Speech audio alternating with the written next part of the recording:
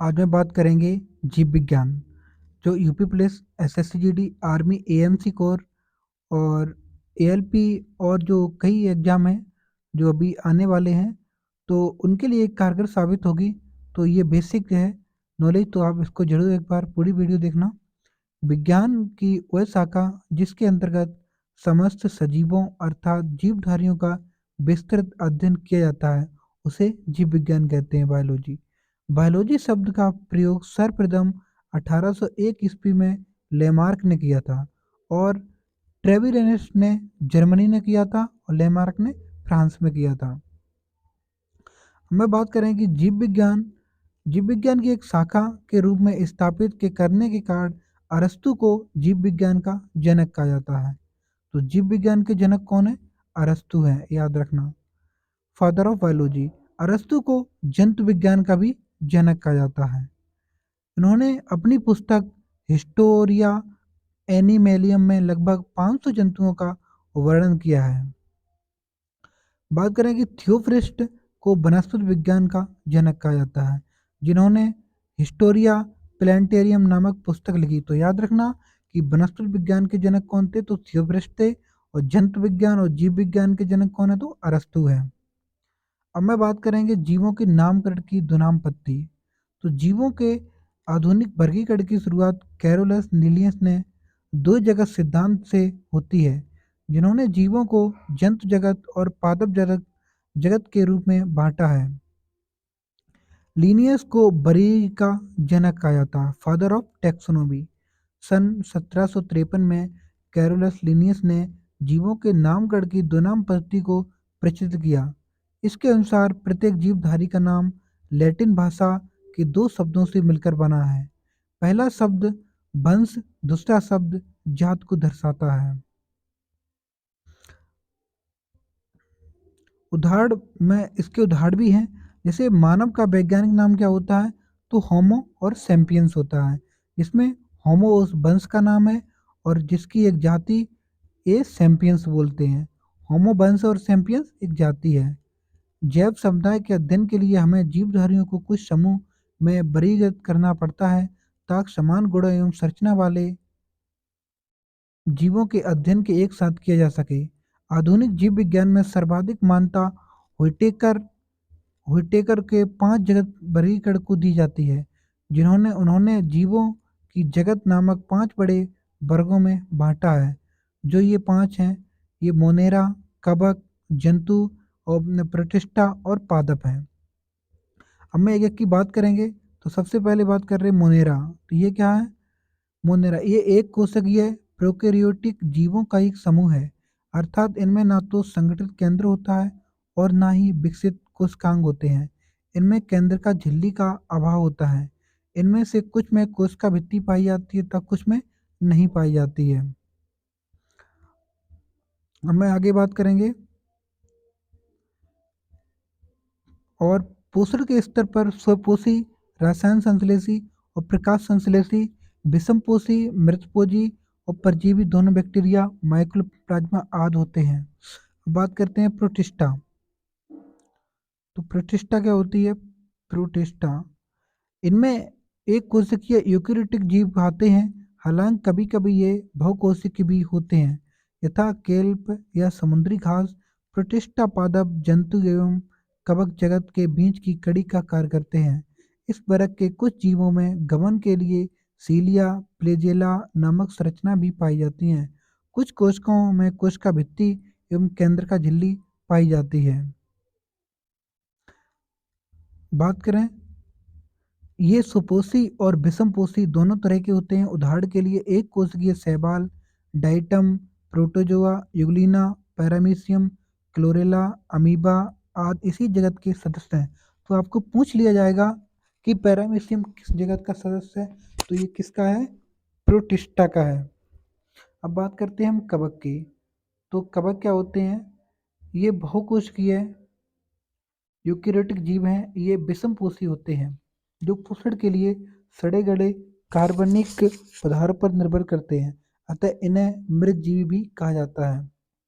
इनमें से कई अपने जीवन की एक विशेष अवस्था में बहुकोशिकीय क्षमता प्राप्त कर लेते हैं, इन कवकों में काइटिन नामक जटिल शर्करा की बनी हुई कोशिका भित्ति या सेलुलोस उपस्थित होती है। बात करते हैं तो ईस्ट, पेंसिलियम, मशरूम आदि इसी जगत के सदस्य हैं। बात करते हैं पादप की। यह सेलुलोस से बने कोशिका भित्ति वाले बहुकोशिकीय यूकेरियोटिक जीवों का समूह है। ये स्वपोषी होते हैं और प्रकाश संश्लेषण प्रक्रिया द्वारा स्वयं का भोजन बनाते हैं। अतः क्लोरोफिल धारक सभी पौधे इस वर्ग के सदस्य हैं। इनका शरीर ऊतकों एवं अंगों से निर्मित होता है। अब हम बात करेंगे जंतु। इसी जगत में सभी बहुकोशिकीय जंतु समभोजी यूकेरियोटिक उपभोक्ता एवं सम्मिलित किए गए हैं। इनको मेटाजोआ भी कहते हैं। हाइड्रा, जेलीफिश, कृमि, सितारा, मछली, सरीसृप, उभयचर, पक्षी आदि स्तनधारी जीव इसी जगत के अंतर्गत आते हैं।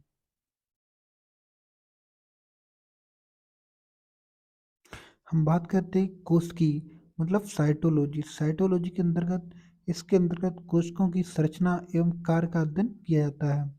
कोशिका विज्ञान, इसे सेल बायोलॉजी बोलते हैं। कोशिकाओं का बहुमुखी अध्ययन कोशिका विज्ञान के अंतर्गत होता है। बात करते हैं आकार की, जिसे हम मॉर्फोलॉजी कहते हैं। जीवों की आकृति एवं संरचना का अध्ययन किया जाता है। बाह्याकार की, एक्सटर्नल मॉर्फोलॉजी, बाह्याकृति एवं रचना का अध्ययन किया जाता है। बात करते हैं शारीरिकी विज्ञान, इसे एनाटॉमी बोलते हैं। शरीर की आंतरिक संरचना का अध्ययन किया जाता है। बात करते हैं ऊतक की, हिस्टोलॉजी, जीवों की विभिन्न प्रकार के ऊतक का अध्ययन किया जाता है। परिस्थिति को हम इकोलॉजी बोलते हैं। जीवों एवं वातावरण के बीच संबंधों का अध्ययन किया जाता है।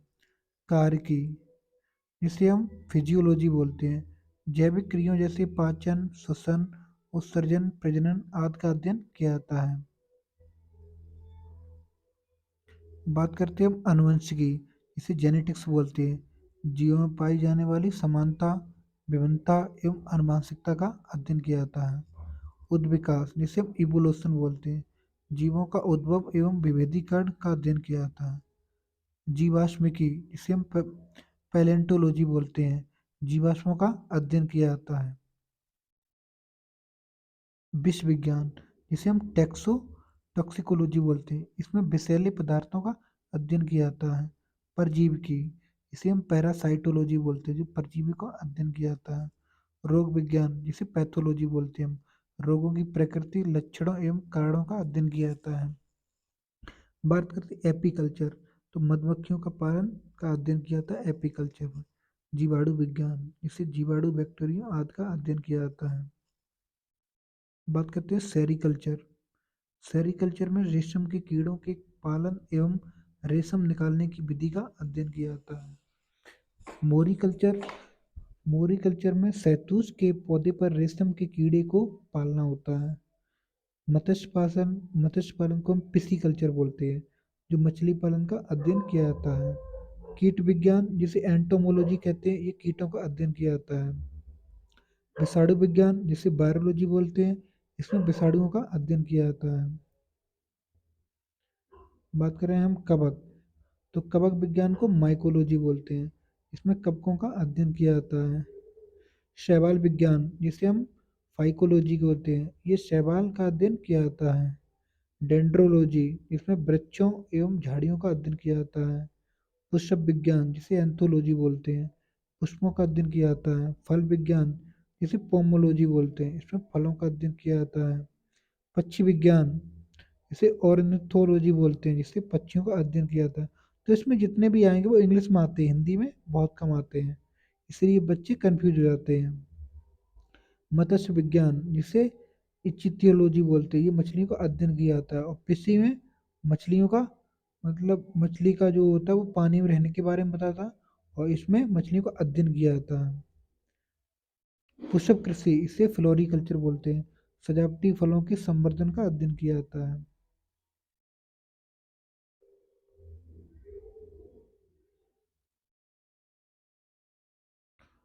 और भी बहुत हैं। बात करते हैं उद्यान विज्ञान, जिसे हम हॉर्टिकल्चर बोलते हैं, तो उसमें उद्यानों का अध्ययन किया जाता है। शस्य विज्ञान, जिसे एग्रोनॉमी कहते हैं, खेतों में उगाई जाने वाली फसलों का मेय मिट्टी का अध्ययन। सब्जियों की कृषि, जिसे ओलेरीकल्चर बोलते हैं, तो ये सब्जियों का अध्ययन किया जाता है ओलेरीकल्चर में। कंकाल विज्ञान तो ऑस्टियोलॉजी, अस्थियों एवं कंकाल तंत्र का अध्ययन किया जाता है ऑस्टियोलॉजी में। कार्डियोलॉजी, हृदय की संरचना एवं कार्य का अध्ययन किया जाता है। हेमेटोलॉजी, रुधिर की संरचना एवं कार्य का अध्ययन किया जाता है।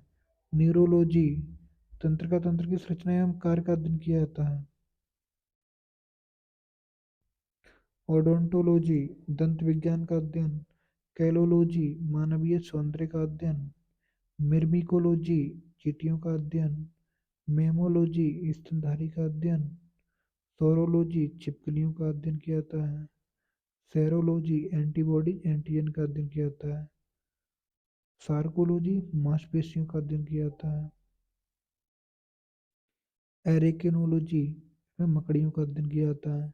निमेटोलॉजी, गोलकृम परजीवियों का अध्ययन, जिसे हम त्वचा विज्ञान बोलते हैं। इसे डर्मेटोलॉजी, ये त्वचा की संरचना एवं कार्यों का अध्ययन। हेपेनोलॉजी, ये नींद का अध्ययन। इम्यूनोलॉजी, इसमें जंतुओं के शरीर की प्रतिरोध क्षमता का अध्ययन किया जाता है। कीट शास्त्र में एंटोमोलॉजी, ये कीट पतंगों का अध्ययन। एंजाइमोलॉजी, ये उत्प्रेरकों का अध्ययन। पेडोलॉजी, विभिन्न प्रकार के मृदों का अध्ययन। ओफियोलॉजी, इसमें सर्प विज्ञान का अध्ययन। मोलस्का विज्ञान, मोलस्का और इनके खेलों का अध्ययन किया जाता है इसमें। अब कुछ इंग्लिश में इसे न्यूरोन्टोलॉजी, नवजात शिशु का अध्ययन। जेरेंटोलॉजी, बुढ़ापे का अध्ययन। निडोलॉजी, घोंसला का अध्ययन। एक्जोबायोलॉजी, ब्रह्मांड का अध्ययन। एग्रोस्टोलॉजी, घास का अध्ययन। नेफ्रोलॉजी, किडनी का। इथोलॉजी, जंतु विज्ञान के व्यवहार का अध्ययन। वर्मीकल्चर, केंचुए पालन। हॉर्टिकल्चर, फल सब्जी बागवानी। विटीकल्चर, अंगूर की खेती। सिल्वीकल्चर, वृक्षारोपण। पियरल कल्चर, मोती पालन। एडुकल्चर, एक्वाकल्चर, ये जलीय जीवन पालन होता है। पिसीकल्चर, मत्स्य पालन होता है। अब ये क्वेश्चन है, तो आप क्वेश्चन को ध्यान से पढ़ो और बताओ।